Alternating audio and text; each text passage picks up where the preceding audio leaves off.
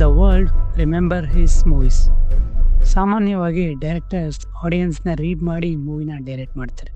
ಆದರೆ ಇನ್ನು ಕೆಲವು ಡೈರೆಕ್ಟರ್ಸ್ ಮೂವಿಗಳನ್ನ ನೋಡೋಕ್ಕಿಂತ ಮುಂಚೆನೇ ಆಡಿಯನ್ಸ್ ಪ್ರಿಪೇರ್ ಆಗಿ ಹೋಗ್ತಾರೆ. ಅಂಥ ಡೈರೆಕ್ಟರ್ಗಳ ಲಿಸ್ಟಲ್ಲಿ ನೋಲನ್ ಕೂಡ ಒನ್ ಆಫ್ ದ ಡೈರೆಕ್ಟರ್.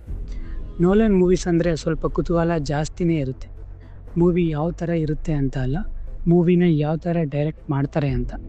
ಅವ್ರು ಬರೆಯುವಂಥ complex story telling, strong character, visuals ಮತ್ತು ಅವ್ರು ಯೂಸ್ ಮಾಡೋವಂಥ ಥೀಮ್, ಟೈಮ್, ರಿಯಾಲಿಟಿ, ಇದರಲ್ಲಿ ಅವ್ರು ಆಟ ಆಡೋವಂಥ ರೀತಿ ಅಂತೂ ಮಾಸ್ಟರ್ ಪೀಸ್. ನೋಲನ್ನ ಅಪ್ಕಮಿಂಗ್ ಐಮ್ಯಾಕ್ಸ್ ಫಿಲಮ್ ಹೋಮರ್ ಅನ್ನೋ ಆಥರ್ ಅರೌಂಡ್ 750 to 650 BC ಬರೆದಿರೋ ದ ಆಡೆಸಿ ಅನ್ನೋ ಪೊಯಮ್ ಬೇಸ್ಡ್ ಮೇಲೆ. ಈ ಮೂವಿನ ಸ್ಟೋರಿ ಸೆಟ್ ಆಗಿರೋದು 1200 BC. ಈ ಮೂವಿ ನೋಲನ್ ತೆಗೆಯೋ ಜಾನರ್ಗಿಂತ ಸ್ವಲ್ಪ ಡಿಫ್ರೆಂಟ್ ಆಗಿದೆ.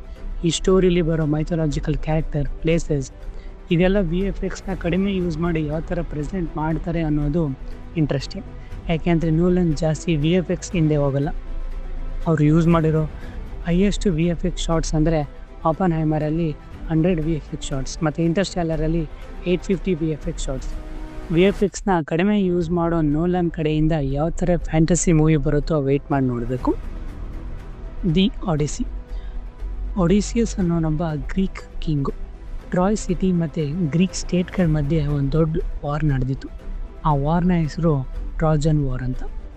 ಈ ವಾರ್ಗೆ ಹೋಗಿದ್ದಂಥ ಒಡಿಸಿಯಸ್ ವಾಪಸ್ ಮುಗಿಸ್ಕೊಂಡು ಬರಬೇಕಾದ್ರೆ ಯಾವ ಥರ ಜರ್ನಿನ ಫೇಸ್ ಮಾಡ್ದ ಮತ್ತು ಬಂದಮೇಲೆ ಅವನ ಫ್ಯಾಮಿಲಿಗೆ ಏನೇನಾಗಿತ್ತು, ಅವನು ವಾಪಸ್ ಯಾವ ಥರ ಅವನ ಪ್ಲೇಸ್ನ ತೊಗೊಂಡ ಅನ್ನೋದೇ ಈ ಸ್ಟೋರಿದು ಒನ್ ಲೈನ್.